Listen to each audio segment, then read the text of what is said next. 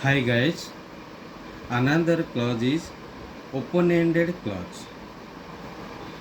मैं जो एक्सप्लेन करने जा रहा हूँ ओपन एंडेड क्लॉज का, मैं मीनिंग बताऊँगा, एग्जाम्पल और डॉक्यूमेंट क्या चाहिए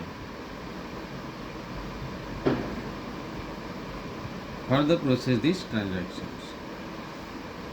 this bank guarantee is time to time extended at the request of the beneficiary under this BG text.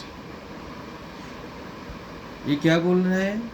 This bank guarantee is time to time extended at the request of the beneficiary under this BG text.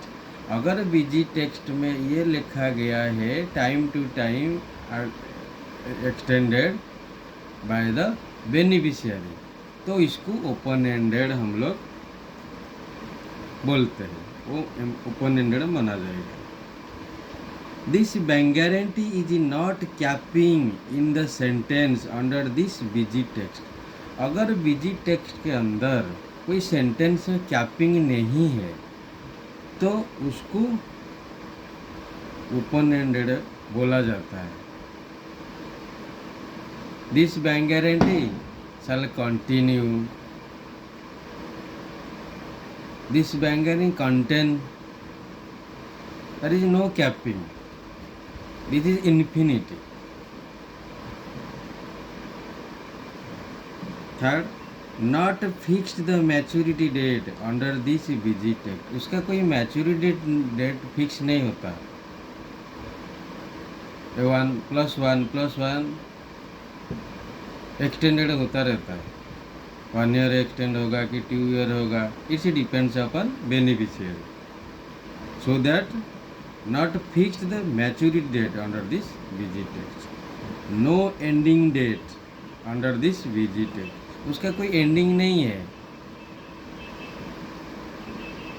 Fixed day expiry उसका fix नहीं होता, वो open रहता है, always live. Basically ये beneficiary favour clauses होता है. This clause is beneficiary favour clauses. मैं इसको कैसे आपको एग्जांपल देता हूँ वो देख लीजिए. बीजी वैल्यू 15K, बीजी एक्सपायरी 1 जनवरी 2026, बीजी क्लेम एक्सपायरी हो गया 1 जनवरी 2027. ठीक है, ये हमें बीजी टेक्स्ट ये करके दिए. उसके अंदर क्या हुआ, हम क्या करें 1+1+1. ये 1 ईयर एक्सटेंड किया, फिर सेकेंड 1 ईयर एक्सटेंड किया, ये थर्ड ईयर में एक्सटेंड किया at the request of beneficiary.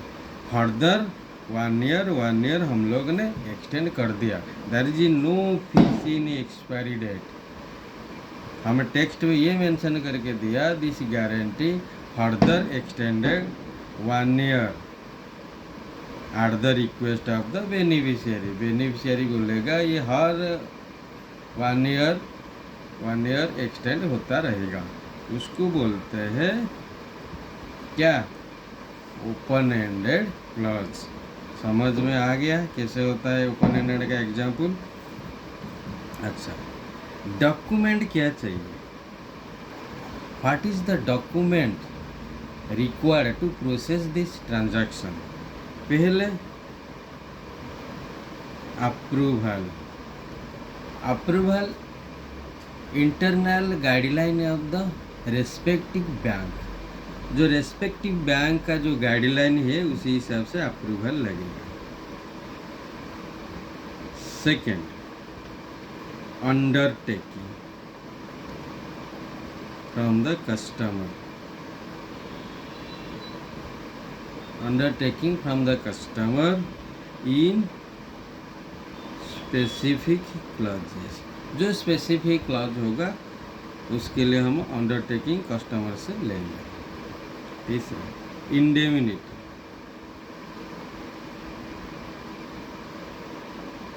Indemnity